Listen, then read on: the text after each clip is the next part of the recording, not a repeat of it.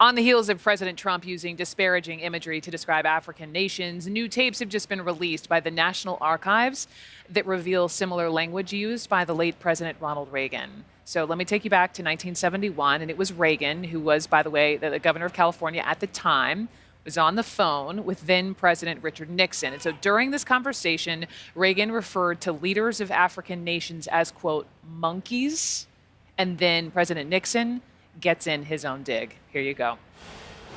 And last night, I tell you, to watch that thing on television as I did, Yeah. to see those monkeys from those African countries, damn them, they're still uncomfortable wearing shoes.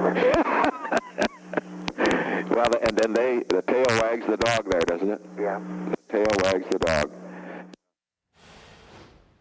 Tim Naftali is a CNN presidential historian and former director of the Nixon Presidential Library. And Tim, there's a lot to get through here. But let me just start with, what's the backstory? How did you get your hands on this tape? Well, the National Archives has been reviewing Nixon tapes since the 1980s.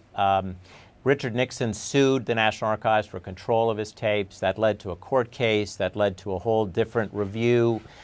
I became director of the Nixon Library in 2007. By that point, the review had gotten to November of 1972, and by court order, we were supposed to go in chronological order.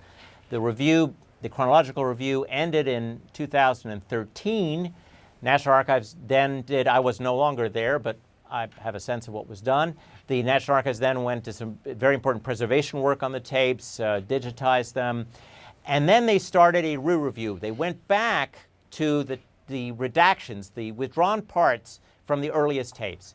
And I learned, again, now as a private researcher, that private researchers could request certain conversations. Now, when I was at the National Archives, I heard that there was a racist conversation between Ronald Reagan, which was a surprise, and Richard Nixon, which was not a surprise. Now, I didn't hear the conversation. It wasn't part of my job to go back and listen to it. But I made a point to finding out if someone had requested it. No one had requested it, and so I requested. I didn't know exactly which one it would be, but I requested the Ronald Reagan, Richard Nixon conversations last year, just after I heard that the National Archives was doing these reviews, and they released them this summer, and they released them at a very interesting time. It's a coincidence, but given our national conversation about presidential racism, I think this conversation is really important for Americans to listen to. It raises uncomfortable questions. Yeah. Among those uncomfortable questions, obviously questions about this President Reagan's legacy. I want to read this. This is from the Reagan Foundation. This is what they tweeted out today. We can preserve the dream of America. We need all our people, men and women, young and old, individuals of every race, to be happy, healthy, and whole. And that is what our job is all about. How do you think this will affect the legacy of Ronald Reagan? Well, I want to raise 2 points. It's very important that the Reagan Foundation endorses that view of this country. What is troubling is that sometimes our political leaders privately do not believe their public rhetoric. I am not a Reagan specialist. I've written about him, but largely with regard to foreign policy. I leave it to the Reagan biographers to see whether this poison that we see in this conversation runs throughout his career. Why does it matter?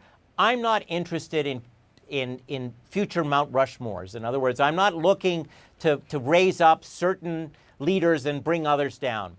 What I'm worried about is the poison of racism shaping American policy, shaping the way in which we deal with ourselves. And given the concerns today about the racially tinged, some of it, but racist language, some of it too, of our head of state, I think these are questions we have to ask. Because in Nixon's time, he allowed his views of African Americans to shape his policies at home and abroad. And that was bad for this country. And I worry that our current head of state is doing the same. We'll leave it, as you said, to the Reagan biographers, but all those Americans, who obviously have their own thoughts and admiration for this late president, Tim Naftali. You have the tape. Thank you so much for coming on and sharing it. Thank you, Brooke.